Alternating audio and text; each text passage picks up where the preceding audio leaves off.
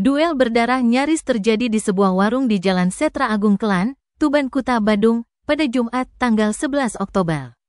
Pertikaian itu melibatkan dua pria Sumba Barat Nusa Tenggara Timur bernama Herianto Wadalaba dan Agustinus Patiwedu.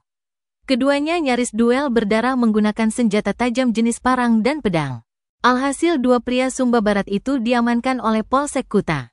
Kapolsek Kuta Kompol Agus Pasek Sudina melalui Kasih Humas Polresta Denpasar AKPI Ketut Sukadi menerangkan. Dua pria Sumba Barat yang berseteru saling lapor. Kejadian itu bermula ketika Herianto sedang ngopi sambil ngerokok di tempat kejadian perkara sekitar pukul 19:30 WITA. Lalu datang Agustinus untuk membeli rokok. Saat hendak balik, Herianto tidak sengaja membuang putung rokok tepat di depan Agustinus. Gara-gara puntung rokok yang dibuang ini, pelaku Agustinus merasa tersinggung dan marah. Alhasil terjadi cekcok mulut di antara keduanya. Selanjutnya Agustinus pun pulang ke kos di Jalan Setra Agung, Kedonganan, untuk mengambil senjata tajam jenis parang dan datang lagi ke warung tersebut.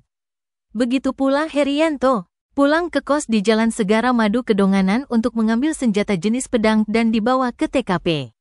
Berikutnya, dua pria itu kembali terlibat cekcok mulut dan saling menghina.